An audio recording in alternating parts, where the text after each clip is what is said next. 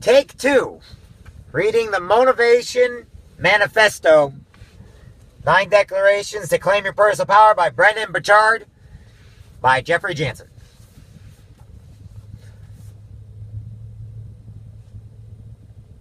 So if it would actually go live, we'll be okay.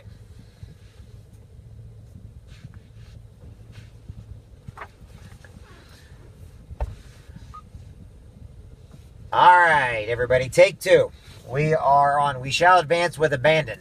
Sorry, I had a couple calls I had to take. They were important. Okay, we're going to start right now. As we overcome fear and defeat our internal demons, we must recalibrate our entire mindset towards advancement. Ours must become a life of courageous action and perpetual progress. The majority of the world's people are not advancing at the speed of which they are capable. They have not sought self-mastery, and so they lack the personal power to direct their energies. Wrong thinking and weak wills are preventing them from extending themselves fully toward their dreams. It is like watching a cheetah stroll lazily all its life, never powerfully stretching and leaping at the staggering speed within its potential. To reclaim our power, we must seek an immediate shift in our belief about how influential we can be in shaping our reality. We must understand that nothing in life, including our circumstances or potential, is fixed. Instead, we must believe that we can bend reality to our own preferences, crafting the lives we desire through discipline, learning, and initiative. We mustn't wait for permission or perfect timing any longer. Instead, we must be courageous and self-reliant, moving forward at a moment's notice.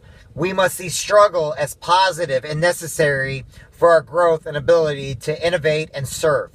And we must know all that we need is accessible in the now. There is advance in the world to be had, and everything we need to begin the great quest toward a free and fulfilling life is already within us. Should we live from these beliefs, then we shall reach levels of motivation and happiness undreamed of by the timid masses. Our challenge is that we have been conditioned to believe the opposite of these things.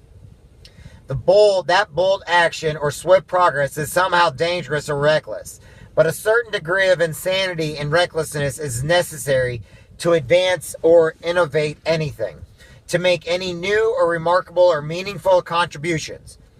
What great thing was ever accomplished without a little recklessness? So-called recklessness was required for the extraordinary to happen. Crossing the ocean, ending slavery, rocketing man into space, building skyscrapers, decoding the genome, starting new business, and innovating entire industries. It is reckless to try something that has never been done, to move against convention, to begin before all conditions are good and preparations are perfected. But the bold know that to win, one must first begin. They also deeply understand that a degree of risk is inevitable and necessary should there be any real reward. Yes, any plunge into the unknown is reckless, but that's where the treasures lies. Sadly, even intelligent conversations about success today are shrouded in limited advice. How many people have lost all grand ambitions for change and greatness by heeding the advice of the realists and the standard bearers of the status quo, who tell us to set safe and smart goals, but smart goals almost always end up being small goals, utterly predicting and absurdly measured small plans for small people who need certainty and safety to such a degree they cannot wade into the wide territory of the unknown, where real vision and progress lives. No great innovation or human leap forward came from a predictable path or an idea that was immediately attainable or realistic. It's rare that these types of goals ever spark the imagination or fire the will of the human spirit. We live in a culture flooded with tasks and spreadsheets and work plans that inspire no heart, no drive, no courage. Should we want true change in a life of our own, we must not, under any circumstances, allow ourselves to settle on a vision or a calling or a change in any arena that is contrived by popular opinion versus our own heart. A truly free person does not fear bringing forth a desire that is unbounded or even scares them a little bit. Something that will determine the best of themselves. That might rattle them, but take them out of their own orbit and into the stratosphere of the remarkable. Our destiny hinges on a mindset for bold action. We gain power from again and again allowing ourselves to choose the kind of recklessness that allows us to be vulnerable, genuine, and brave in pursuit of our dreams. When our hearts yearn for action and growth, we should care little about what society says is possible and prudent. Let us judge for ourselves what is worth the risk. Let us decide what progress really means in life, as it surely means more than itching along like snails. Let us decide to take our first steps without knowing how the journey will turn out.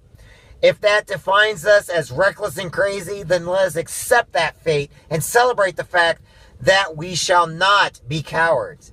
Let us declare we shall advise with abandon. Reality is bendable. This power begins with developing a mindset for real momentum.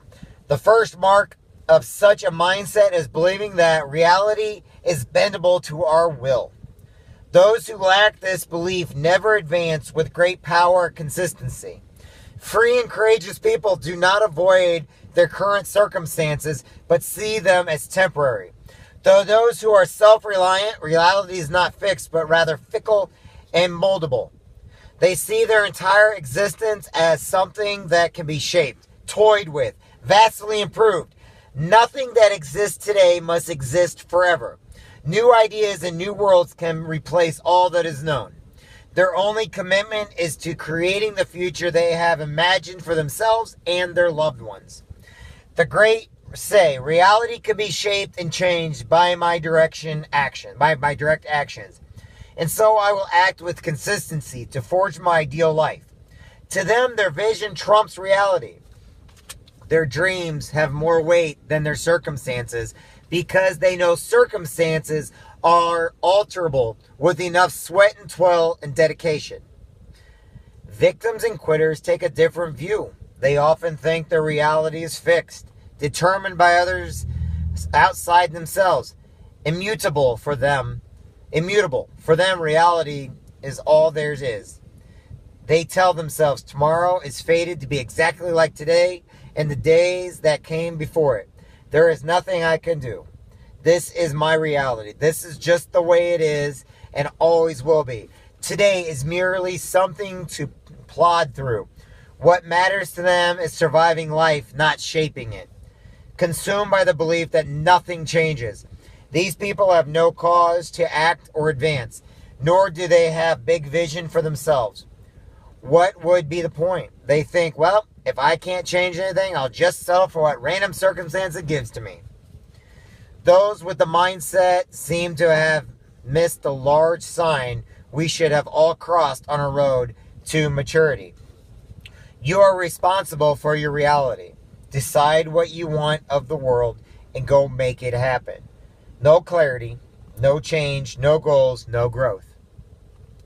Ultimately, those sad souls who believe that reality cannot be shaped do very little in life and will unfortunately be judged as weak, irresponsible, or forgettable. If nature and humankind's ascent has proven anything, it is that real change is possible and inevitable. And should we direct it to improve our life and our species, it is our salvation. Let us take this truth into minds and ask, what of my reality do I like and dislike? What areas of my life have I been taking a back seat on, hoping they would get better, but failing to change my own reality? What it would have to change? No, what would I have to change in order to feel more engaged, enthusiastic, and fulfilled in my life? These simple questions have the power to reconnect us with our lives and ultimately with our power, with our own power. Action is the yardstick of character. Many people never jump into the ocean of their dreams because they feel they must have every possible answer before they leap. They ask, what is the direction of the wind? How many seconds until the water? How many breaths to take before the plunge? What is the precise, proper angle for entry? Is anyone else jumping? How many have jumped before? How many strokes to shore? These are reasonable questions, but some will never take the leap, no matter what the answers, even with overwhelming evidence that the leap is safe. Regardless of how many swimmers have taken the exhilarating plunge, the timid will find something wrong in their search, a sure sign that this leap is a doomed descent. These are those who will find a reason they cannot achieve their dreams, no matter how many people around them have achieved theirs. A pathetic majority also never cross the line between gathering information and taking action. Theirs is a lifeless, endless contemplation of waiting for total knowledge and perfect conditions, neither of which ever happen. Thus, they are forever destined to be observers, not masters. Without making the actual attempt, without trial and strife, there could be no true knowledge, no progress, no high achievement, and no legend. Those who advance do so because they value action itself. They feel that the positive forward momentum, progress, is a reflection of their character, and so they take pride and satisfaction in actions toward that end. They think, if I'm not taking significant action to advance and progress in life, I do not feel as happy, engaged, successful, or giving. Psychologically, much is at stake because their sense of proactivity, growth, and advancement in life. It does not mean they are ruined by failure or in the slow moments of life. It simply means they have a bias towards going and growing. Let us remember that humankind must be measured by actions alone, not intentions. What we intend is a little importance when judging our character and gauging our happiness. Only action reveals our true selves. Only action moves us to mastery. Only action allows us to create, grow, connect, contribute, rise to our highest selves, and soar into the bright stratosphere of greatness. All else is merely thought, and there is a difference between intention and initiative. Nowhere is that difference more sparkly apparent than in love. We can have the intent to love others, but without initiative, without real acts of respect, caring, and affection for another. Intention alone remain useless, soulless. Thinking is not love. Giving is. Individually, we cannot gauge who we are without looking at our actions. We do not know that we truly value without action, because our values are more than thoughts. Values are ideas in motion, demonstrated through our interactions with others. All that we want to feel in life, happiness, joy, satisfaction, peace, success, love, can be felt only because of our actions. We can't just think about being happy without doing something that makes us feel happiness. Imagine happiness. It is a sense only when we have done what we feel would make us happy, even if this means we simply sat down, closed our eyes, and practiced gratitude. The act of contemplating gratitude is an action generating happiness. We are joyful only with what we are doing, what we sense as joyful. We are satisfied only if we have done what satisfies us. We are successful only if we have done what is necessary to bring us success. We love ourselves only if we feel we deserve love by how we treat ourselves and others. Perhaps some take this too far and make doing things their only measure. But without question, more people do nothing, and that is what they are unhappy. Yes, we can simply focus on being, but is being not an action itself? Relaxing is an action. Meditating is action. Dreaming is an action. These things bring us the emotions we desire. Our happiness are also a reliable social measure of true character. How people consistently act toward us and others gives us the data we need to judge their values, goals, worthiness of trust, and attention. Attempting to gauge someone's character with anything other than their actions is like guessing what is at the core of the hearts and minds, and guessing leads to assumptions and drama. But action tells us that we need to know. We needn't trust a man who says he is good-willed, but has never demonstrated goodwill to another. We needn't believe the woman who says, "I love you," but then acts cruel and without love. When action is required by the moment and a person does not act, we know him to be the best lazy and at worst a coward. Those who act cruel are judged as cruel. Those who believe ideology are judged as fools. And so we globalize an individual's personality based on one's tendency towards advancement. Those who do not advance in life are called slow, stifled, lazy losers. Whether judgment is a good thing or a bad thing, and whether or not we are right or wrong, advancement is the yardstick we use to measure others. Culturally, progress rides on the backs of a willful and action-driven people. Our freedoms come to us because of the actions of previous generations who strove to contribute beyond themselves. Today, the yardstick of advancement is used to gauge the health of an entire society and countries. Those who are not advanced in the areas of health, economy, technology, and freedom are seen as backward, archaic, irrevocable, the dying regimes that drift along on the tradition until a mighty gust of progress destroys them. If positive action is ultimately how we measure our lives, others, and our world, then let us bring it back to our daily consciousness and goals. Let us remember that when we take action, an invisible force gathers all around us, pulling in opportunities that align with our purpose, propelling us with the momentum to our freedom. And so let us have the courage to face ourselves and ask, am I taking enough bold and significant action in order to advance my life and reach my full potential? If I were unafraid and acting from the highest self, what would I be doing to move forward in life? What steps must I take today and this week to begin dramatically advancing my health, career, family, and purpose? Permission is not required. That's the name of the next. Permission is not required.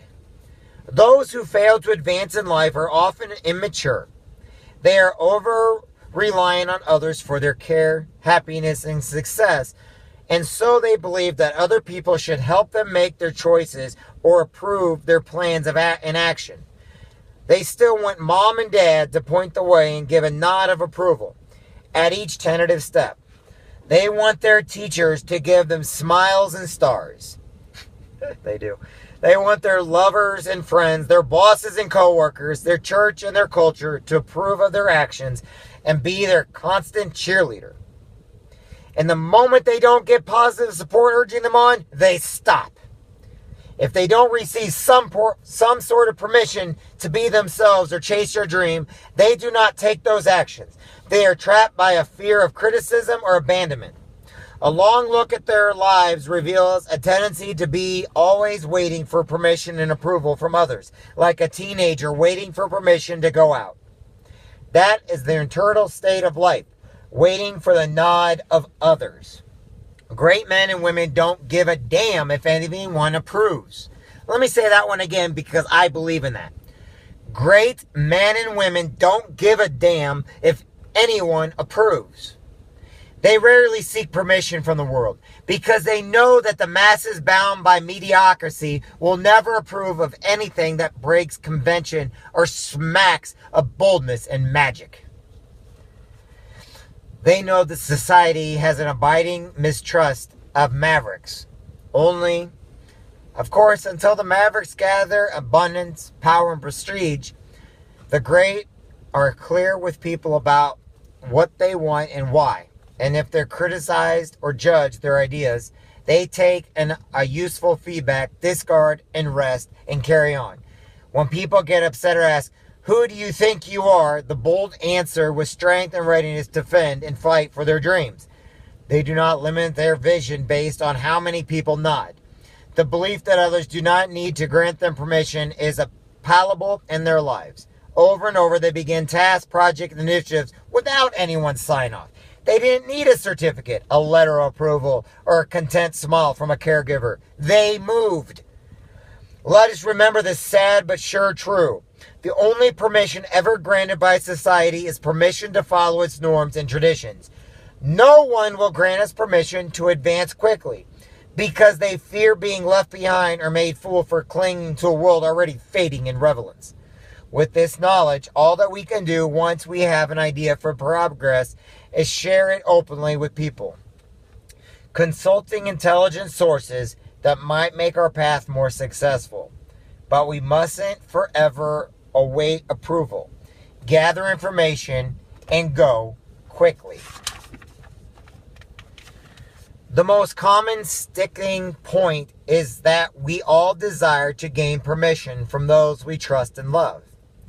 What of the woman who wants to move to a new city to chase her career ambitions, but face an unsupportive spouse? As with all relationship questions, there is no easy answer. All we can hope is that even should she compromise for a period of time, she will ultimately proceed in some way to follow her dreams. She must find a way to honor both her desires of love and growth. We must anticipate that taking actions that do not meet the approval of others will bring discord. People won't like our boldness. They will call our struggles crazy. There will be sadness and resistance from some who see us moving forward without permission or without them. This is a reality that must be faced by all those who seek to realize their dreams and potential. Will we choose other people's opinions, preferences, and approval over our true heart's desires and growth? The answer to the question will dictate much about the emotions, joy, and satisfaction we sense in life. Perhaps it is time to remember that a higher power granted to us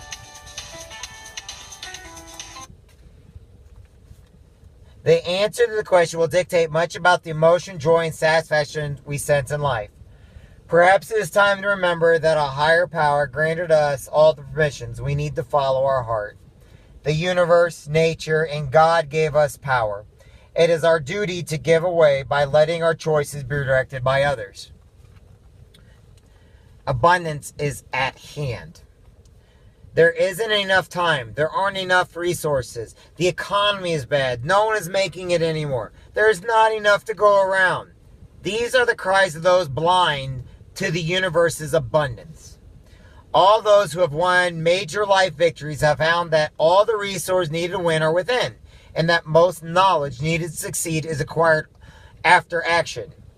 Let us join their ranks. Remember these truths. We do not need more time. We need a stronger reason to act so that we use time more effectively. We do not need to await more resources. We need to act, and we will find abundance come to us. We do not need to wait for perfect conditions. We will find perfection and progress. We do not need to ask in order to receive. We need to give in order to receive. For in giving, we are given too. We cannot timidly wait for everything to fall into our laps. We will receive only as we rise and march. For destiny turns its ear to those without fear. These truths form the mindset of readiness and abundance that is needed to advance one's life. The success of this world are often people who started from scratch. Although they had limited resources, they started anyway. They built business and careers not because they were lucky, but because they believed that everything they needed to succeed would ultimately intersect with their actions. They knew their moving forward meant attracting attention, rewarded an investment. They believed in abundance. Contrast this mindset with that of those driven by scarcity, because they believe there is never enough. They never act. The entrepreneurs who cannot see himself becoming wealthy chose not to execute his ideas. The executive who believe the pie will always be too small refuses to mentor others because he'll be threatened if the person should ascend. The leader of a nation who fears others will take more than they will give closes her borders, or limits her trade policies. With mindset of scarcity, they make choice after choice to self-protect, to delay, to limit, to steal, to stop. And so let the notion of scarcity leave us completely. All that we need is abundantly within, and all good things will be attracted as we act in accordance with our dreams. It is but our own vision, will, resourcefulness, and discipline that is needed to begin. These will never be in scarce supply unless we choose to abandon them. Next, success is positive and necessary. Let me say this again. Success is positive and necessary. Those who advance in life do so because they view progress and all its Those who advance in life do so because they view progress and all its resultant success, achievements, influence, and power as a positive and necessary thing. Those doomed to the sidelines of life often mistakenly believe that success and its resultant powers must certainly corrupt. This cannot be overly stated, so let us give it close attention. The doomed expect the outcome's advancement to be negative, even if they are unconscious of such an expectation. They secretly believe that all this struggle towards achievement must surely lead to hell on earth, where virtue cedes the field to vice, where they will have to sell out or compromise themselves. They believe that success and power must make us rotten. Surely friends and family must be left by the wayside as one ascends, that love of money replaces love of meaning, that success breeds selfishness, that there is never fulfillment, only that constant lust for more. The higher one climbs, the lonelier and the more miserable one becomes. They believe in hundreds of sad, misinformed ways that success must bear only bitter fruit. From where do such opinions arise? First, these assumptions come from an unenlightened mind blinded by scarcity and jealousy. It is sad but true. There are small-minded people among us who dislike, distrust, or hate those who succeed in life because they falsely believe that for someone to win, surely someone must lose. There are all small people who truly wish ill for those who succeed simply because they don't want to be left behind or forgotten as those around them get ahead, create more wealth, or become more influential. Seeing others who are succeeding beyond them makes them terribly uncomfortable and angry. It forces them to look in the mirror and realize they may have less luck, less opportunity, or less innate talent than others. Guilt might arise as they conclude they have less drive, discipline, and resourcefulness. Then blame begins, excuses bubble up, anger boils, all leading to victimhood and disgust from those who seem happy and successful. From such scarcity and insecurity come the severe and misguided beliefs that those who have power are necessarily evil and corrupt, and that somehow all those people who are more successful than we are must surely be conspiring to hold us down. Those blinded by these assumptions cannot see their own responsibility for their reality, nor the opportunities available to all people. This is not to say that there are not some powerful forces in the world that are oppressive, such as political tyranny, financial corruption, and the irresponsibility wielding of power. But even in such extremes, we must be responsible for our reactions against such unfairness and responsible for our ambitions and actions beyond such rare realities, regardless of any kind of suppression. Should we not still our lives, strive hard, fight and seek without delay our own personal freedom? Are there not millions of stories of men and women who come from nothing, climb above their circumstances, broke the ceilings, become captains of their fate, and cross impossible seas despite all obstacles? Tyranny and evil are not excuses to limit our visions for our lives. We must be very careful believing in any form that all those who have success and power are wicked, untrustworthy, and hatred, and that we ourselves would become bad if we had the same success and power, if desperate, ignorant, and dangerous. These thoughts destroy our motivations and progress in life. First, those who hate successful people, as group often do, so from spite, not cause. For hatred can never have reason. Most who hate anyone, for that matter, usually do so out of ignorance, prejudice, born of fearful beliefs, rather than from any real experience with those they hate. It is a curious fact that those who hate successful people do not know many successful people. Our beliefs about success and wealth determine what we will pursue in life, and so we must be conscious if we think success and power corrupt. Our mind will not allow us to take action toward those things, and soon we will find ourselves trapped in a life of apathy and indifference. For how could we ever be successful if we dislike the very idea of success? The man who believes the home he is building may house the devil someday will soon put away his tools. Let me say that again. This one makes sense. The man who believes the home he is building may house the devil someday soon will put away his tools. To anticipate that we will become bad if we succeed, or to hate those who have succeeded, is dastardly form of self-oppression, for it confines the hater to squalor. But what of the real tyrants and discriminators who hold us back?